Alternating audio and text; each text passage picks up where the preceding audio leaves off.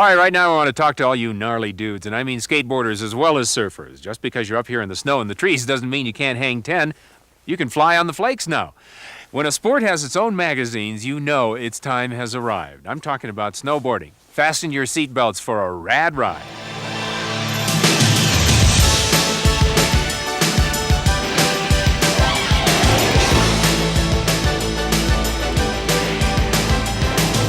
Snowboarding got its start, of course, about 10 years ago in California. It's a cross between surfing, skateboarding, and skiing.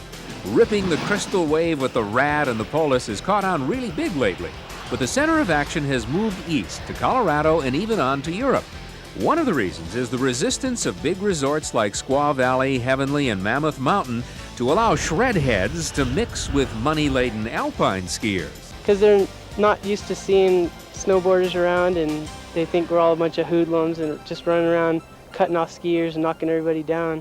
Tucker Franson is a vertical surfer from Grass Valley. Like his friends, he's aware of their intimidating presence on other schussers, an act that they're trying to clean up. Yeah, because most snowboarders are real like teenagers and younger 20-year-olds, and they're into going fast and getting all kinds of air, and needs to mature a little bit more. Well, they dress differently. Certainly, they dress to a bit louder. They make more of a statement, I'd say, than alpine skiers. Their hairstyles are a little different. Their language, they have their own language, it seems. Earl Davis works for Boreal Ski Area near Lake Tahoe. It's one of the few major resorts in California that welcomes snowboards. It's not any faster, and it doesn't appear, based on injury rates, to be any more dangerous. So to us, it's just another form of skiing, and they're welcome to use our hill.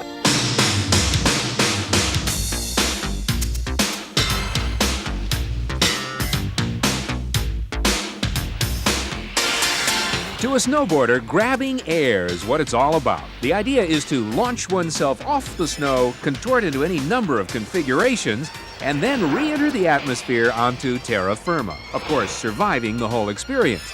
Each maneuver comes with its own colorfully descriptive title. Well, you can do rockets, 360s, crails, stalefish, roast beef, tuck knee, nose bones, methods. Yeah, head plants. Another awesome move is skating the half-pipe. Half-pipe is basically a trough cut, either groomed in the snow or a natural area in the snow where you've got nearly vertical sidewalls on both sides. It would be like a culvert, cut in half, so that you can go down and go from side to side and shoot up the walls and up into the air and do your maneuver and come back down the wall and continue on down. So it allows for a lot of freestyle movement and activities, and it's a lot of fun.